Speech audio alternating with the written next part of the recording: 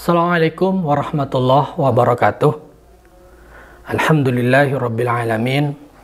Wassalatu wassalamu ala asyrafil anbiya'i wal mursalin Sayyidina wa maulana Muhammadin wa ala alihi wa sahbihi ajma'in. Rabbi israh li sadri wa yassir li amri wahlul 'uqdatam min lisani yafqahu qawli, amma ba'd. Pemirsa Tada Today TV yang dirahmati Allah, alhamdulillah atas karunia Allah, hari ini kita dapat menunaikan ibadah puasa Ramadan. Mudah-mudahan puasa kita hari ini diterima oleh Allah Subhanahu wa Ta'ala dan dipertemukan kembali dengan Ramadan yang akan datang. Pemirsa Tada Today yang dirahmati Allah, dalam keseharian banyak aktivitas yang kita lakukan. Aktivitas-aktivitas itu ada kalanya rutin, seperti halnya berolahraga, yang setiap saat, mungkin pagi hari atau sore hari kita lakukan. Berenang, main sepak bola, futsal, jogging, bersepeda, dan lain sebagainya. Ketika aktivitas-aktivitas itu dilakukan, maka menjadi kebiasaan yang kapanpun waktunya selalu kita lakukan. Tidak terkecuali siang bahkan malam.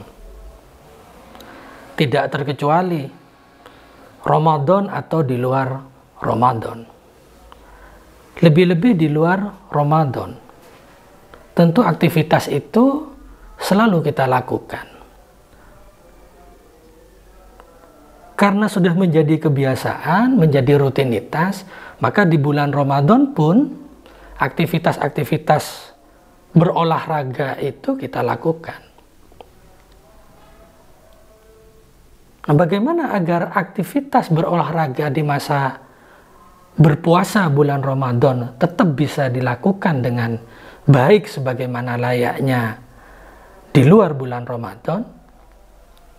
Maka kita harus memperhatikan hal-hal tertentu agar berolahraga bisa kita lakukan dan puasa Ramadan juga tetap bisa kita lakukan.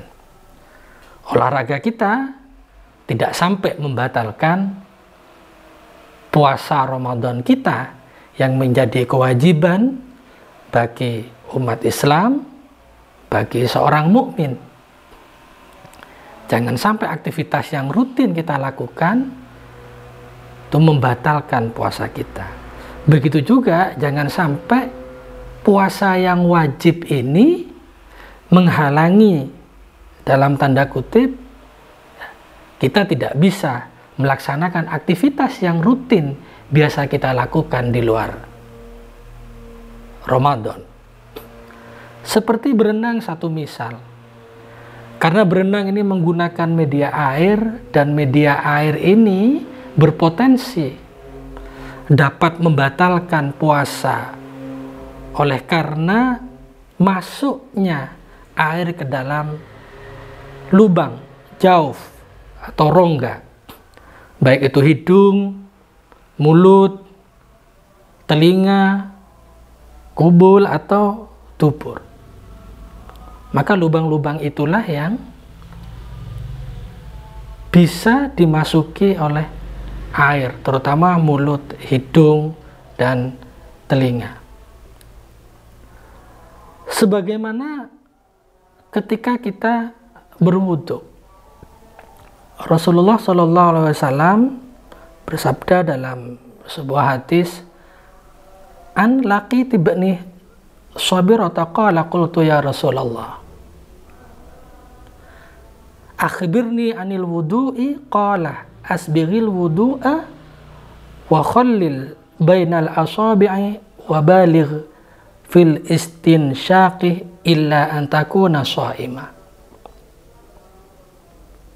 Mengambil perbandingan seperti halnya berwudu. Wudu ini dilakukan di luar Ramadan juga di dalam Ramadan.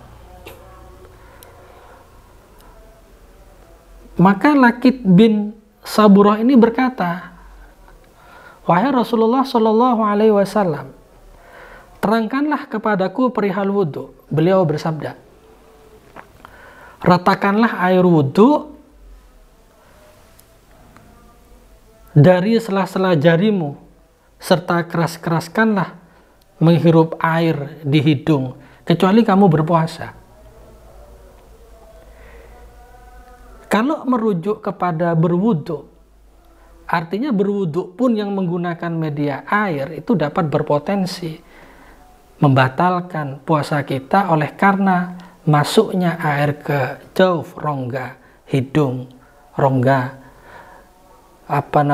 mulut, mungkin bisa saja terjadi. Maka prinsip kehati-hatianlah yang perlu diperhatikan. Jangan sampai kemudian dengan sengaja memasukkan air ke dalam rongga sebagaimana yang dimaksud. Karena kesengajaan itulah yang dapat membatalkan puasa kita, sekalipun misalnya itu kita berwudu.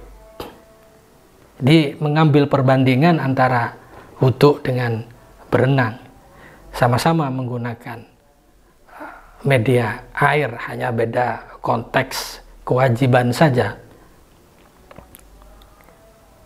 Bahkan Imam Haytami rahimahullah menyampaikan walaupun tidak sengaja itu makruh, gitu ya. Bahkan kalau ada unsur kesengajaan, ya batal puasanya.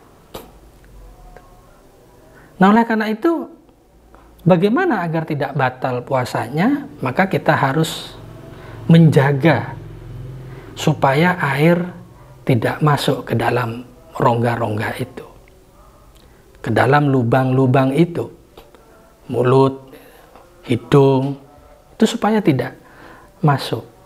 Karena ketika masuk, sekalipun tidak batal, tetapi makruh. Ini satu pendapat dari Ibnu Hajar Al-Haytami. Supaya kita bisa melaksanakan dua yang kita anggap sebagai kewajiban.